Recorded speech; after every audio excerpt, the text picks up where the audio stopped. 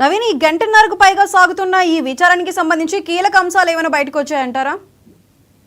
అంటే విదేశీ సంస్థకు నిధులు బదిలీ సంబంధించినటువంటి అంశాలపైన ఈడీ ఎక్కువగా ఆరా కూడా తీస్తుంది. దీనికి సంబంధించినటువంటి నిధులు ఏ విధంగా మళ్లింపు జరిగాయి, దాంతో పాటు అక్కడ ఉన్నటువంటి ఎవరెవరు ఉన్నారు, ఆ సమయంలో ఆ బ్యాంక్ అకౌంట్ సంబంధించినటువంటి ఆ పూర్తి స్థాయిలో సమాచారం కూడా సేకరిస్తున్నట్టు కూడా తెలుస్తుంది. ఎందుకంటే ఇందాక చెప్పినట్టు ఏటుగా ఉన్నటువంటి అరవింద్ కుమార్ ని ఈడీ అధికారులు దాదాపు 2 రోజుల పాటు విచారణ కూడా చెప్పడం జరిగింది. దాంతోపాటు బిఎల్ఎన్ రెడ్డిని కూడా ఈడీ అధికారులు విచారణ కూడా చేపట్టారు. ఈ ట్రాన్సాక్షన్ సంబంధించినటువంటి అంశాలపైనే వారి దగ్గర నుంచి సమాచారం కూడా సేకరించారు.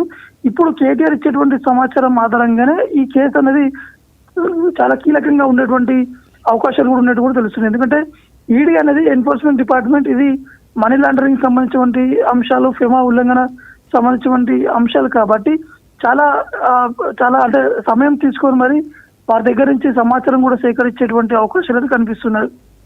నవీన్, అయితే ఫెమా రూల్స్ ఎందుకు పాటించలేదంటూ అక్కడ ఈడీ అధికారులు ప్రశ్నిస్తున్నట్టు తెలుస్తుంది. మరి దీనికి సంబంధించి అప్డేట్స్ ఏంటి? అంటే ఫెమా ఉల్లంఘన సంబంధించినటువంటి అంశాలపైనే రీసెంట్ గా కేటీఆర్ కూడా ఈ అంశాన్ని మీడియాతో మాట్లాడుతూ కూడా స్పందించారు. ఫెమా ఉల్లంఘన అలాంటిది ఇక్కడ కూడా జరగలేదు, కేవలం వారు కావాలని చెప్పి ఆరోపణలు చేస్తున్నారు అంతేగాని హైదరాబాద్ బ్రాండ్ సంబంధించిన అంశాలపైనే ఎక్కువగా ఫోకస్ కూడా పెట్టామని చెప్పేసి కేటీఆర్ కూడా చెప్పడం జరిపిస్తాం. కేటీఆర్ ని దాదాపు 3 ఈడీ అధికారులు కూడా ప్రశ్నిస్తున్నారు. మొదటిగా ఫస్ట్ అవర్ లో, అంటే మొదటిగా ఎప్పుడైతే ఈడీ కార్యాలయం చేరుకున్న తర్వాత ఆ సమయంలో మాత్రం కేవలం ఇటు ట్రాన్సాక్షన్ ఆర్బీఐకి అనుమతి లేకుండా ఏ విధంగా ట్రాన్సాక్షన్ చేస్తున్న అంశాలపైనే దాదాపు 1.5 గంటల పాటు ఈ ప్రశ్నలపైనే వారు కేటీఆర్ దగ్గర నుంచి సమాధానం కూడా సేకరించిన కూడా తెలుస్తుంది. ఇక ఫెమా ఉల్లంఘన సంబంధించిన అంశాలపై కూడా ఇప్పుడు విచారణ కూడా చేపడుతున్నారు కాబట్టి కేటీఆర్ ఏ విధంగా సమాధానం ఇస్తారనేది కూడా చూడాల్సి ఉంటుంది. అంటే రీసెంట్ గా ఇచ్చినటువంటి సమాధానాలు ఏదైతే ఇటు అరవింద్ కుమార్ తో పాటు బిఎల్ఎన్ రెడ్డి ఇచ్చినటువంటి సమాధానాలు, ఇప్పుడు కేటీఆర్ చెప్పేటువంటి సమాధానం, ఇవన్నీ కూడా మ్యాచ్ అవుతున్నాయా లేవా, లేకపోతే అసలు ఏం జరిగిందన్న అంశాలపై కూడా పూర్తి స్థాయిలో కూపీలాగేటువంటి అవకాశాలు కనిపిస్తున్నాయి. నవీన్, ఈడీ అధికారులకి అరవింద్ కుమార్ దగ్గర నుంచి కానీ బిఎల్ఎన్ రెడ్డి దగ్గర నుంచి కానీ ఎటువంటి కీలక పత్రాలు లభించాయి?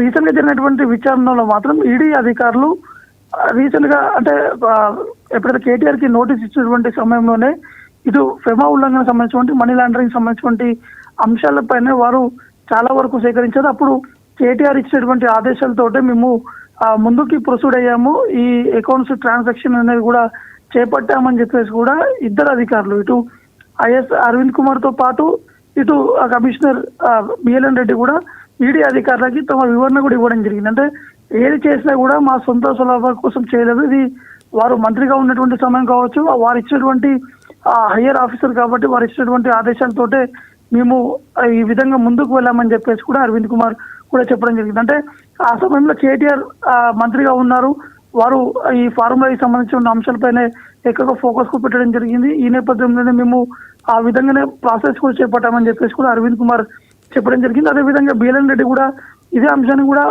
ఇటు ఏసీబీతో